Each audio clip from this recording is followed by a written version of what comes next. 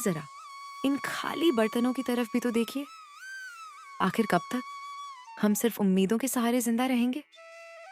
पूरे गांव में हमारी ही ऐसा बदकिस्मत घर है जहां महीने के 10 दिन चूल्हा सिर्फ राख के लिए जलता है। आसपास की औरतें नए कपड़ों और गहनों की बातें करती हैं, और मैं 2 वक्त की रोटी के लिए तरसती रहती हूँ। सरिता, तुम जानती हो कि मैं मेहनत करने में कोई भी कसर नहीं छोड़ता। सुबह सूरज निकलने से पहले जंगल की तरफ निकाल जाता हूँ और शाम ढले भारी बोझ उठाकर लौटता हूँ। लकड़ी काटना ही मेरा पुरखों का हुनर है और इसी से हमारा गुजारा चलता है। मैं मानता हूँ कि हमारा बुरा वक्त चल रहा है, पर मेहनत का फल कभी ना कभी तो मिलता ही है। सरिता, तुम चिंता मत करो। मैं आज जंगल की उस दिशा में जाऊंगा जहां की लकड़ियां शहर के बाजार में ऊंचे दामों पर बिकती हैं। बस तुम थोड़ा धैर्य रखो, भगवान सब ठीक कर देगा। पिछले 20 सालों से मैं धैर्य ही रख रही हूँ भोला। आपकी यह बातें अब मुझे दिलासा नहीं बल्कि जख्म देती हैं। लकड़ी काटने के अलावा भी इस संसार में बहुत से काम हैं। आप किसी जमींदार के यहाँ मजदूर क्यों नहीं बन जाते, या फिर शहर जाकर कोई ढंग की नौकरी क्यों नहीं ढूंढते? लकड़ी काट कर आप सिर्फ अपना कंधा तोड़ रहे हैं, गरीबी ही नहीं। मैं अब इस भूख को बर्दाश्त नहीं कर सकती। मुझे बस इतना चाहिए कि कम से कम हम दोनों रात को चैन की नींद सो सके, बिना इस डर के कि कल सुबह क्या खाएंगे। ठीक है सरिता, अगर तुम्हें लगता है कि मेरी मेहनत काफी नहीं है, तो मैं आज से ही दूसरे काम की तलाश शुरू कर दूंगा। मैं लकड़ियां काटने के साथ साथ गांव के जमींदार से भी बात करूंगा कि क्या उनके पास मेरे लिए कोई और काम है। मैं नहीं चाहता कि तुम्हारी आंखों में कभी भी दुखों के बादल छाएं। मैं वादा करता हूं कि मैं हार नहीं मानूंगा। बस आज का दिन किसी तरह काट लो। शाम को जब मैं लौटूंगा तो शायद कोई अच्छी खबर लेकर आऊं। अब मुस्कुरा दो, तुम्हारी मुस्कान ही मेरी असली पूंजी है। तभी अचानक दरवाजे पर हल्की सी दस्तक हुई। भोला उठा और दरवाजा खोलकर बाहर आया। दरवाजे पर एक बूढ़ा साधु खड़ा था। चेहरा शांत, आंखें तेजस्वी, लेकिन शरीर बेहद कमजोर। बेटा, क्या इस प्यासे राहगीर को थोड़ा सा शीतल जल मिल सकता है? मैं मीलों का सफर तय करके आ रहा हूँ और अब मेरी देह मेरा साथ नहीं दे रही। गला सूख गया है और पैरों में छाले पड़ गए हैं। अगर तुम्हारे पास थोड़ा सा भी अन्न हो तो इस बूढ़े को दान कर दो। मुझे किसी राजसी भोग की इच्छा नहीं है। बस एक निवाला मिल जाए ताकि मैं अपनी यात्रा जारी रख सकूं। ईश्वर तुम्हारी सेवा को स्वीकार करेगा और तुम्हारे घर के भंडार हमेशा भरे रहेंगे पुत्र। प्रणाम महात्मा जी। आपका मेरे द्वार पर आना मेरा सौभाग्य है, लेकिन मैं आपको किस मुंह से बताऊं कि मेरे पास आपको खिलाने के लिए अन्न का एक दाना भी नहीं है। हम खुद पिछले 2 दिन से भूखे हैं। मेरी कुटिया में केवल खाली बर्तन और गरीबी का डेरा है। लेकिन हाँ, मैं आपको प्यासा नहीं जाने दूंगा। मैं अभी अंदर से ठंडा जल लेकर आता हूं। भोजन ना दे पाने का मुझे बहुत दुख है। कृपया मुझे क्षमा कर दीजिएगा। दुखी मत हो। दान देने के लिए धन की नहीं, मन की जरूरत होती है। तुम्हारी आंखों में जो करुणा है वह किसी भी 56 भोग से कहीं अधिक तृप्ति देने वाली है। तुम जल ले आओ, वही मेरे लिए अमृत के समान होगा। इंसान की असलियत उसके अभाव में ही पता चलती है, और तुमने भोजन के अभाव में होकर भी अतिथि सत्कार का धर्म निभाया है।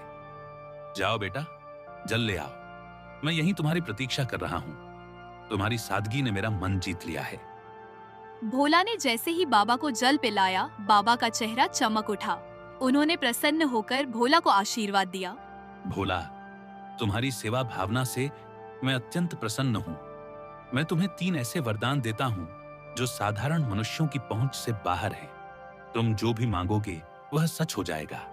अपनी पहली इच्छा मुझे बताओ पुत्र, लेकिन याद रहे, वरदान का उपयोग सोच समझ करना। धन, वैभव, आयु या शक्ति, तुम कुछ भी मांग सकते हो।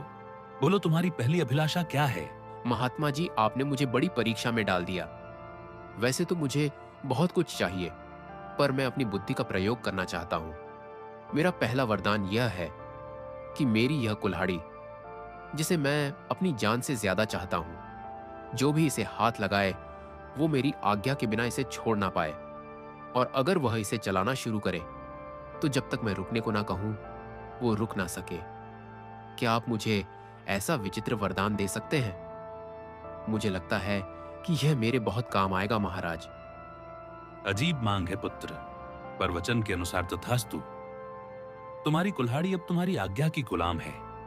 अब बिना समय गवाए अपनी दूसरी इच्छा प्रकट करो। याद रखना, तुम्हारे पास केवल 2 और मौके बचे हैं। क्या तुम्हें सोने की खदानें चाहिए या फिर कोई ऐसा महल जो बादलों को छूता हो? संसार की हर सुख सुविधा तुम्हारे कदमों में हो सकती है। बस एक बार अपने मन की बात कहो और चमत्कार देखो। दूसरी इच्छा के लिए मैं इस पुरानी लकड़ी की कुर्सी को चुनता हूँ। मैं चाहता हूँ कि जो कोई भी इस कुर्सी पर एक बार बैठ जाए, वो मेरी अनुमति के बिना यहाँ से हिल तक ना सके। वो इस कुर्सी से ऐसा चिपक जाए जैसे पत्थर पर लकीर। चाहे कोई कितना भी बलवान क्यों ना हो, मेरी मर्जी के बिना उसका उठना नामुमकिन हो जाए। बस यही मेरी दूसरी विनती है। मुझे विश्वास है कि आप मेरी इस इच्छा को भी पूरा करेंगे। तुम्हारी सोच किसी आम आदमी जैसी नहीं है भोला। ये वरदान भी तुम्हें दिया। अब आखिरी और तीसरी इच्छा की बारी है। सोच लो, क्या तुम अपनी गरीबी हमेशा के लिए खत्म नहीं करना चाहोगे? क्या तुम्हें अपने लिए लंबी आयु यानी निरोगी काया नहीं चाहिए? ये अंतिम अवसर है। इसके बाद मैं अदृश्य हो जाऊंगा और फिर कभी नहीं मिलूंगा। अपनी तीसरी इच्छा मांगो और अपने भाग्य का फैसला खुद करो। महात्मा जी, तीसरी इच्छा के रूप में मैं चाहता हूँ कि मेरा यह जो चमड़े का पुराना थैला है, इसके भीतर मैं जो कुछ भी डाल दूं, चाहे वह कोई वस्तु हो, सोना हो या कोई जीवित प्राणी, उसे मेरे अलावा कोई और बाहर ना निकाल सके। वो उस थैले की गहराई में तब तक कैद रहे जब तक मैं खुद उसे आजाद ना करूं। यही मेरी अंतिम मांग है। तुम्हारी सोच किसी आम आदमी जैसी नहीं है। बड़ी विचित्र मांगे हैं भोला, पर वचन के अनुसार तथास्तु तुम्हारी तीनों मांगे पूरी हुई। याद रखना, वरदान तभी काम आते हैं जब उनका उपयोग सही समय पर हो। साधु बाबा के जाते ही सरिता, जो अब तक चुपचाप सब सुन रही थी, ज्वालामुखी की तरफ फट पड़ती है। उसे लगा कि भोला ने अपनी मूर्खता से सुनहरे भविष्य की बलि दे दी है। वाह भोला, क्या गजब की बुद्धिमानी दिखाई है आपने। साक्षात देवता आपके द्वार पर आकर कह रहे थे कि धन मांग लो, सुख मांग लो, पर आपने क्या मांगा? कुल्हाड़ी, कुर्सी और थैला। क्या इन बेजान चीजों से मेरा पेट भरेगा? क्या इन वरदानों से हमारे सिर की छत पक्की हो जाएगी? मैं यहाँ दाने दाने को तरस रही हूँ और आपने फालतू वरदान मांग लिया। आज आपने साबित कर दिया कि गरीब अपनी आदत से गरीब है। तुम तरक्की नहीं कर सकते। काश वो वरदान मुझे मांगने का मौका मिलता तो आज मैं इस झोपड़ी को महल बना देती। सरिता, तुम जो देख रही हो वो केवल साधारण चीजें हैं, पर मैं जो देख रहा हूं वो एक सुरक्षा कवच है। कभी कभी सीधे तरीके से मांगा हुआ धन टिकता नहीं है, पर बुद्धि से बनाई गई संपत्ति सदा साथ रहती है। तुम मुझ पर भरोसा रखो। यह 3 वरदान हमें वह सब कुछ दिलाएंगे जो तुम चाहती हो। मैंने जो मांगा है उसके पीछे गहरा रहस्य है, जो वक्त आने पर तुम्हें समझ आ जाएगा। फिलहाल शांत हो जाओ, क्योंकि आने वाला समय बहुत बड़ी चुनौतियां लेकर आने वाला है। पत्नी के तानों से आहत होकर भोला अपनी पुरानी कुल्हाड़ी कंधे पर रखकर चंदनपुर के सबसे घने और डरावने जंगल की ओर निकल पड़ा। दोपहर की तपती धूप पेड़ों की घनी छांव को चीरने की कोशिश कर रही थी। भोला एक पुराने बरगद के पेड़ के नीचे बैठ गया। उसका मन अशांत था और पेट में भूख की आग जल रही थी। उसे लग रहा था कि शायद उसने सच में वरदान मांगने में गलती कर दी। हे भगवान, क्या मेरी किस्मत में हमेशा ठोकरें खाना ही लिखा है? सरिता सही कह रही थी। अगर मैं उस महात्मा से सोने की मोहरें मांग लेता तो कम से कम आज मुझे इस तरह भटकना तो नहीं पड़ता। पेट में अन्न का दाना ही नहीं, जंगल में भी अब सूखी लकड़ियां मिलना मुश्किल हो गया है। ऐसा लगता है जैसे यह पेड़ भी मेरी गरीबी का मजाक उड़ा रहे हैं। समझ नहीं आता कि मैं घर वापस किस मुंह से जाऊंगा। वहां तो सिर्फ खाली बर्तन और पत्नी की शिकायतें मेरा इंतजार कर रही हैं। तभी झाड़ियों के पीछे से एक विचित्र बूढ़ा व्यक्ति बाहर निकला और चेहरे पर एक अजीब सी कुटिल मुस्कान थी। वो धीरे धीरे भोला की ओर बढ़ने लगा और किया कि उस बूढ़े के चलने की आवाज सामान्य नहीं थी। जब उसने नीचे देखा तो उसके होश उड़ गए। उस बूढ़े के पैर इंसानों जैसे नहीं बल्कि बकरियों के खुरों जैसे थे। अचानक उसके पैर मनुष्य की तरह हो गए। अरे ओ नौजवान, इतना उदास होकर इस वीराने में क्यों बैठे हो? तुम्हारी आहें तो इस जंगल के पत्तों को भी सुखा रही हैं। क्या बात है? क्या तुम्हारी पत्नी ने तुम्हें घर से निकाल दिया है, या फिर यह गरीबी का भूत तुम्हारा पीछा नहीं छोड़ रहा? देखो, मैं इस जंगल का बहुत पुराना निवासी हूं और मैं लोगों के दुख भांप लेता हूं। तुम्हारी हालत देखकर मुझे तुम पर दया आ रही है। अगर तुम चाहो तो मैं तुम्हारी सारी दरिद्रता एक पल में दूर कर सकता हूं। बस तुम्हें मेरी एक छोटी सी शर्त माननी होगी। बोलो, क्या तुम अपनी किस्मत बदलना चाहते हो? प्रणाम महानुभाव। आप अचानक इस घने जंगल में कहां से आ गए, और आपको कैसे पता चला कि मैं अपनी पत्नी से परेशान होकर यहाँ बैठा हूँ? आपकी बातें सुनकर मुझे थोड़ा अजीब लग रहा है। और ये आपके पैर, आप कोई साधारण मनुष्य तो नहीं लगते। कहीं आप वही मायावी राक्षस तो नहीं जिसकी कहानियां हमारे बुजुर्ग सुनाया करते थे, जो लोगों को लालच देकर उनका सब कुछ छीन लेता है? मुझे आपसे बात करने में डर लग रहा है। फिर भी मेरी जिज्ञासा शांत कीजिए कि आप आखिर हैं कौन और मुझसे क्या चाहते हैं? हां, तुम तो बहुत चतुर निकले लकड़हारे। हां, तुमने सही पहचाना। मैं इस मायावी साम्राज्य का स्वामी हूं। पर डरो मत, मैं तुम्हें चोट पहुंचाने नहीं बल्कि तुम्हारी झोली भरने आया हूं। देखो, मेरे पास सोने की मोहरों से भरी ये 3 थैलियां हैं। इन्हें ले जाओ और अपनी पत्नी के हर सपने को पूरा करो। अच्छा खाना खाओ, अच्छा पहनो, और इस झोपड़ी की जगह महल बना लो। बदले में मुझे बस इतना चाहिए कि आज से ठीक 1 साल बाद तुम्हें मेरे साथ मेरे लोक में चलना होगा और मेरी गुलामी करनी होगी। 1 साल की पूरी आजादी और बेहिसाब दौलत। सोच लो, सौदा बुरा नहीं है। भोला समझ गया था कि यह शैतानी राक्षस उसे अपनी जाल में फंसाना चाहता है, लेकिन घर की गरीबी और भाग्यवान के तानों को याद कर उसका मन डोल गया। उसने सोचा कि क्यों ना अभी यह धन ले लिया जाए और बाद में उन वरदानों का इस्तेमाल करके इस राक्षस से निपटा जाए। मालिक, आपकी बात तो सच है। इस तरह रोज रोज भूखे मरने से तो अच्छा है कि 1 साल तक राजाओं जैसी जिंदगी जी ली जाए। मेरी पत्नी को हमेशा मुझसे शिकायत रहती है कि मैं उसके लिए कुछ नहीं कर पाता। कम से कम इन मोहरों से उसे 1 साल की खुशियां तो मिल पाएंगी। पर मुझे डर है कि 1 साल बाद जब आप मुझे लेने आएंगे तो मेरी पत्नी और बच्चों का क्या होगा? खैर, जो होगा सो देखा जाएगा। मैं आपके सौदे के लिए तैयार हूँ। मुझे वह सोने की थैलियां दे दीजिए ताकि मैं अपनी गरीबी को दूर कर सकूं, और 1 साल बाद मैं आपके साथ चलने का वादा करता हूँ। बहुत खूब, मुझे तुम्हारी बुद्धिमानी पसंद आई। ये लो सोने की 3 थैलियां। इनमें इतनी दौलत है कि तुम 7 जन्मों तक बैठकर खा सकते हो। जाओ और अपनी जिंदगी के हर पल का आनंद लो। ऐश करो, दान पुण्य करो, या जो जी में आए वह करो। लेकिन याद रखना लकड़हारे, मैं ठीक 1 साल बाद इसी जगह इसी वक्त तुम्हें लेने आऊंगा। अगर तुमने भागने की कोशिश की तो मेरा प्रकोप पूरे गांव को भस्म कर देगा। अब जाओ और अपनी पत्नी को ये खुशियां दे दो। हमारी मुलाकात अब 1 साल बाद होगी। तब तक के लिए विदा लकड़हारे। भोला भारी मन और भारी थैलियों के साथ घर लौटा। उसने रास्ते से ढेर सारी मिठाइयाँ, फल, मछली और नए कपड़े खरीदे। सरिता, ओह सरिता, देखो मैं तुम्हारे लिए क्या लाया हूँ। अब तुम्हें कभी भूखा नहीं सोना पड़ेगा और ना ही उन फटे हुए कपड़ों में रहना होगा। देखो, मैं बाजार से तुम्हारे लिए रेशमी वस्त्र और सबसे बढ़िया पकवान लाया हूँ।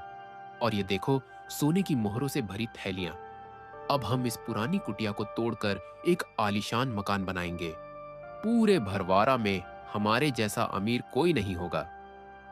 अब मुस्कुराओ और अपनी इस नाराजगी को छोड़ दो, क्योंकि तुम्हारे पति ने तुम्हारी सारी इच्छाएं पूरी करने का रास्ता ढूंढ लिया है। अरे ये सब क्या है? भोला, सुबह तो आपके पास एक कौड़ी नहीं थी और अब भी दोपहर ढलते ही आप सोने की थैलियां लेकर आ गए। क्या आपने कहीं चोरी की है या किसी का खून किया है? इतने सारे पैसे आपको भला कौन दे सकता है? और ये मिठाइयाँ, ये कपड़े, मेरा तो सिर चकरा रहा है। मुझे सच सच बताइए कि ये धन कहाँ से आया है? कहीं ऐसा ना हो कि इन सुखों के बदले हमें कोई बहुत बड़ी कीमत चुकानी पड़े। मुझे आपकी आंखों में वो खुशी नहीं दिख रही जो इतनी दौलत मिलने पर होनी चाहिए। आप कुछ छुपा रहे हैं ना भोला? सरिता, तुम बहुत सवाल पूछती हो। मैंने कोई चोरी नहीं की है। मुझे जंगल में एक बहुत बड़ा काम मिला है जिसके लिए मालिक ने मुझे यह पेशगी दी है। उन्होंने कहा है कि मैं 1 साल तक आराम करूं और फिर उनके काम पर लौटूं। बस तुम इतना समझ लो कि अब हमारे अच्छे दिन आ गए हैं। आने वाले 1 साल में हम वह सब करेंगे जो हमने कभी सोचा भी नहीं था। जो भविष्य में होगा उसकी चिंता आज क्यों करना? अभी तो बस इस भोजन का आनंद लो और अपनी खुशियां मनाओ। बाकी सब मुझ पर छोड़ दो। सरिता खुश तो थी, पर उसके मन के किसी कोने में एक अनजाना डर बैठ गया था। समय अपनी गति से चलता रहा। भोला, आज साल का आखिरी दिन है और आप सुबह से पागलों की तरह इस पुरानी कुल्हाड़ी को क्यों घूर रहे हैं? हमारे पास अब सोने की कमी नहीं है, फिर भी आप इस फटी पुरानी कुल्हाड़ी और लकड़ी की बेकार कुर्सी को अपनी जान से ज्यादा संभाल कर रखते हैं। मुझे सच सच बताइए, वो मालिक कौन है जिसने आपको इतना धन दिया? और आज वो आपको कहाँ ले जाने वाला है? आपकी चुप्पी मुझे अंदर ही अंदर खाए जा रही है। क्या हम हमेशा के लिए जुदा होने वाले हैं? अगर ऐसा है तो मुझे यह धन दौलत नहीं चाहिए। मुझे बस अपने पति का साथ चाहिए। क्या आप मुझ पर इतना भी भरोसा नहीं करते कि अपनी परेशानी मुझे बता सके भोला? सरिता, तुम व्यर्थ ही घबरा रही हो। मैंने तुम्हें पहले भी कहा था कि वक्त आने पर सब पता चल जाएगा। आज वह घड़ी आ गई। जो धन हम पिछले 1 साल से इस्तेमाल कर रहे हैं वह कोई साधारण धन नहीं था। उसे पाने के लिए मैंने अपनी जान का सौदा किया है। लेकिन घबराओ मत। मैंने उस महात्मा से जो 3 वरदान मांगे थे वह आज हमारी रक्षा करेंगे। तुम बस इतना करो कि जब वह अतिथि यहाँ आए तो तुम घर के अंदर रहना और चाहे जो हो जाए बाहर मत आना। आज मैं दिखा दूंगा कि एक साधारण इंसान की बुद्धि बड़े से बड़े मायावी को कैसे परास्त कर सकती है। बस मुझ पर विश्वास रखो और प्रार्थना करो। वो बूढ़ा आदमी अब अपने असली रूप में आई। एक भीमकाय राक्षस जिसकी आंखों से अंगारे बरस रहे थे। खड़ारे, समय समाप्त हुआ। देखो, मैं अपना वादा निभाने आ गया हूं। तुमने 1 साल तक मेरे धन पर खूब ऐश की, अच्छे पकवान खाए, पर अब भुगतान का समय है। चलो अपनी यह कुल्हाड़ी उठाओ और मेरे पीछे पीछे मेरे नरक लोक की ओर चलो। वहां तुम्हें अनंत काल तक मेरी गुलामी करनी होगी। अब देर मत करो, मेरी भूख बढ़ रही है और मुझे इंसानों को तड़पाने में बड़ा मजा आता है। क्या तुम तैयार हो अपने मालिक के साथ चलने के लिए, या फिर मुझे तुम्हें घसीट कर ले जाना पड़ेगा? अपनी पत्नी से विदा ले लो, क्योंकि अब तुम उसे कभी दोबारा नहीं देख पाओगे। आई प्रणाम मालिक, आप आ गए। मैं तो आपका ही इंतजार कर रहा था। भला मैं अपने वादे से कैसे मुकर सकता हूं? मैं चलने के लिए बिल्कुल तैयार हूं। आखिर आपने मुझे 1 साल तक राजाओं वाली जिंदगी जो दी है, लेकिन मालिक जाने से पहले मेरी एक छोटी सी विनती है। देखिए, मैंने अपने बच्चों के लिए यह ढेर सारी लकड़ियां इकट्ठा की हैं ताकि मेरे जाने के बाद उन्हें सर्दी ना लगे। बस इतनी सी लकड़ियां काटनी बाकी रह गई हैं। अगर आप महानता दिखाते हुए अपनी दिव्य शक्ति से इन 2-4 कुंदों को फाड़ दें तो मैं चैन से आपके साथ चल सकूंगा। आपके लिए तो यह पल भर का काम है। क्या आप अपने इस सेवक पर इतना सा उपकार करेंगे? तुम इंसान भी कितने भावुक होते हो। जाते जाते भी लकड़ियों की चिंता कर रहे हो। लाओ इधर दो ये खिलौना जैसी कुल्हाड़ी। देखो मैं इसे कैसे एक ही बार में चकनाचूर करता हूं। ये लो और ये लो। अरे ये क्या हो रहा है? ये कुल्हाड़ी मेरे हाथों से चिपक क्यों गई है? मैं इसे छोड़ना चाहता हूं, पर यह मेरे हाथों को जकड़ती जा रही है और मेरा शरीर अपने आप वार किए जा रहा है। मैं रुकना चाहता हूं, पर मेरे हाथ रुक नहीं रहे। लकड़हारे, ये क्या जादू किया है तूने? मुझे रोक। मैं कह रहा हूं, मुझे अभी के अभी रोक, वरना मैं इस पूरी जगह को तबाह कर दूंगा। अरे मालिक, इतनी जल्दी थक गए? आप तो कह रहे थे कि यह आपके लिए बच्चों का खेल है। काटी मालिक, अभी तो बहुत सारी लकड़ियां बाकी हैं। आप शायद भूल गए, इस कुल्हाड़ी को जो भी पकड़ता है वो मेरी आज्ञा के बिना इसे छोड़ नहीं सकता, और जब तक मैं न कहूं वह रुक भी नहीं सकता। अब काटते रहिए लकड़ियां पूरी रात। मुझे तो अब नींद आ रही है। मैं जाकर थोड़ा आराम करता हूं। जब आप थक कर चूर हो जाएं और आपकी हड्डियां जवाब देने लगे तब मुझे पुकारिएगा। तब तक इस मुफ्त की मजदूरी का आनंद लीजिए। महाबली राक्षस राज बोला। बेटा भोला, मुझे बचा ले, मैं हार गया। तुम्हारी बुद्धि के आगे मेरी माया फेल हो गई। मेरे हाथ अब फटने वाले हैं, मेरा दम घुट रहा है। कृपया मुझे इस कुल्हाड़ी के चंगुल से आजाद कर दो। मैं कसम खाता हूं कि मैं तुम्हें अभी नहीं ले जाऊंगा। मैं तुम्हें 1 और साल की मोहलत देता हूं, और साथ में 3 और सोने की थैलियां भी दूंगा। बस मुझे इस नरक से निकालो। मैं अब एक पल भी यह कुल्हाड़ी नहीं चला सकता। मुझ पर दया करो। अच्छा, तो अब आप रास्ते पर आए। 1 साल की मोहलत और 3 थैलियां। नहीं मालिक, इतना कम तो मेरी मेहनत का हर्जाना भी नहीं है। अगर आप आजाद होना चाहते हैं तो आपको मुझे 5 थैलियां सोने की मोहरें देनी होंगी, और वादा करना होगा कि आप अगले 2 साल तक इधर नजर भी नहीं आएंगे। अगर मंजूर है तो मैं कुल्हाड़ी को रुकने का आदेश दूं। मंजूर है, मुझे सब मंजूर है। 5, क्या तुम 7 थैलियां ले लो, पर मुझे इस जादुई फंदे से छुड़ाओ। मैं अगले 2 साल तक इस गांव की सीमा में भी कदम नहीं रखूंगा। ये लो तुम्हारी सोने की थैलियां। मैंने अपनी माया से उन्हें तुम्हारे आंगन में प्रकट कर दिया है। अब बस इस कुल्हाड़ी को रुकने को कहो। मेरी शक्ति अब जवाब दे रही है। भोला ने कुल्हाड़ी को रुकने का आदेश दिया। कुल्हाड़ी तुरंत राक्षस के हाथ से छूटकर गिर गई। राक्षस बिना पीछे मुड़े वहां से भाग खड़ा हुआ। समय का पहिया अपनी गति से चलता रहा, और देखते ही देखते 2 साल का लंबा अरसा बीत गया। भोला, आज 2 साल पूरे होने को है। पिछली बार आपने उस राक्षस को अपनी जादुई कुल्हाड़ी से धूल चटा दी थी, लेकिन मुझे डर है कि वह इस बार और भी ज्यादा तैयारी के साथ आएगा। क्या आपको नहीं लगता कि हमें यह गांव छोड़कर कहीं दूर चले जाना चाहिए? यह ऐशो आराम, यह महल सब बेकार है अगर आप सुरक्षित नहीं हैं। मेरी रातों की नींद उड़ गई है। रात भर मुझे वही भयानक चेहरा याद आता है। तुम व्यर्थ ही अपने मन को अशांत कर रही हो। भय शत्रु की सबसे बड़ी शक्ति होती है, और मैं उसे यह शक्ति नहीं देना चाहता। मैंने उन महात्मा से जो वरदान मांगे थे वह केवल खिलौने नहीं थे, बल्कि आत्मरक्षा के अचूक अस्त्र थे। आज की शाम हमारे लिए एक नई परीक्षा है, और मैं इसके लिए पूरी तरह तैयार हूं। ओ लकड़हारे, बाहर निकल। आज 2 साल पूरे हो गए हैं और तेरा काल द्वार पर खड़ा है। तूने पिछली बार मुझे अपनी उस घटिया कुल्हाड़ी से बेवकूफ बनाया था, लेकिन याद रखना कि एक ही चाल 2 बार काम नहीं आती। इस बार मैं ना तो तेरी किसी चीज को हाथ लगाऊंगा और ना ही तेरी बातों में आऊंगा। अरे मालिक, आप आ गए।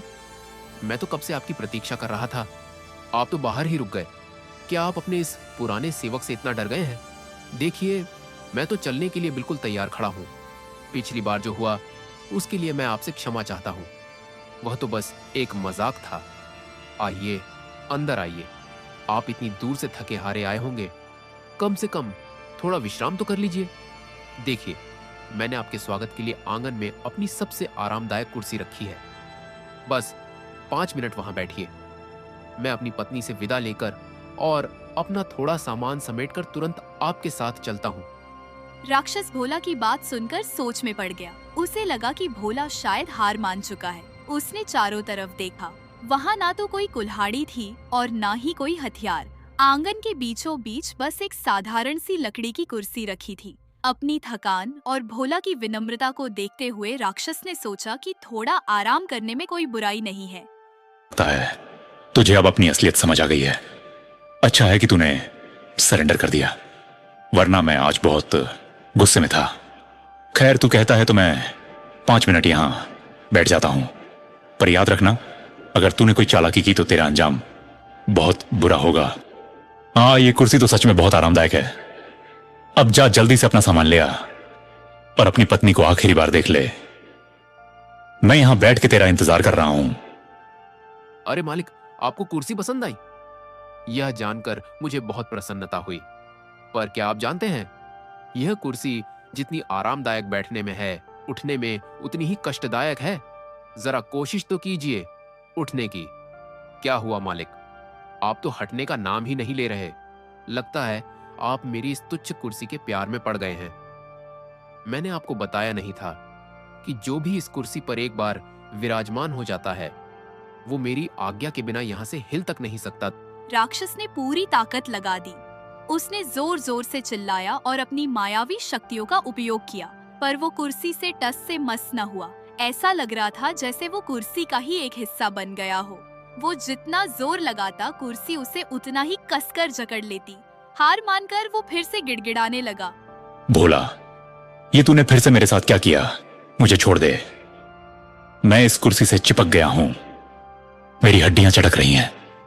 मुझे लगा था तू सुधर गया होगा, पर तू तो पहले से भी ज्यादा खतरनाक निकला। मुझे इस कैद से आजाद कर दे। मैं वादा करता हूं कि मैं तुझे कभी अपने लोक नहीं ले जाऊंगा। मुझे बहुत दर्द हो रहा है लकड़हारे। क्या तुझे मुझ पर दया नहीं आती? मैं कसम खाता हूं कि मैं फिर कभी इधर नहीं आऊंगा। बस मुझे इस लकड़ी के शैतान से अलग कर दे। आप एक राक्षस होकर दया की बात कर रहे हैं। आप तो मुझे खत्म करने आए थे। देखिए मालिक, मैं कोई बुरा इंसान नहीं हूं, पर मैं अपनी सुरक्षा करना जानता हूं। अगर आप आजाद होना चाहते हैं तो पिछली बार से दुगनी कीमत चुकानी होगी। मुझे 10 थैलियां सोने की मोहरें चाहिए, और इस बार आपको वादा करना होगा कि आप अगले 5 सालों तक इस इलाके की तरफ मुड़कर भी नहीं देखेंगे। अगर आपको यह सौदा मंजूर है तो कहिए। मुझे सब मंजूर है। 10 क्या, मैं तुझे 20 थैलियां दूंगा। बस मुझे यहां से उठा। मैं वचन देता हूं कि अगले 5 सालों तक मैं तेरे गांव की परछाई से भी दूर रहूंगा। तेरी बुद्धि के आगे मैं नतमस्तक हूं। ये ले तेरा धन। अब बस अपनी इस जादुई कुर्सी को हुक्म दे कि वह मुझे छोड़ दे। मैं अब एक पल भी यहां नहीं रुकना चाहता। मुझे जाने दे भोला। मैं फिर कभी तुझे चुनौती देने की भूल नहीं करूंगा। माधव ने जैसे ही आजाद कहा, राक्षस स्प्रिंग की तरह कुर्सी से उछला और बिना पीछे देखे भाग निकला। उसके बाद राक्षस कभी वापस नहीं आया। भोला उस धन से गांव का सबसे अमीर आदमी बन गया था, और इस तरह भोला और सरिता ने अपनी सादगी और बुद्धिमत्ता से एक महाबली राक्षस को धूल चटा दी। भरवारा में खुशियां लौट आई, और भोला की यह कहानी युगों युगों तक सुनाई जाने लगी कि कैसे एक साधारण लकड़हारे ने अपनी बुद्धि के बल पर भाग्य को बदल दिया। भाई साहब, अगर आपको यह कहानी पसंद आई हो तो लाइक करें, अपने दोस्तों के साथ शेयर करें और अपनी राय कमेंट में बताएं। आपका साथ हमें और भी मजेदार और प्रेरणादायक कहानियां लाने की ताकत देता है, तो सब्सक्राइब करके हमें और ज्यादा मेहनत करने का हौसला दें। Thanks for watching.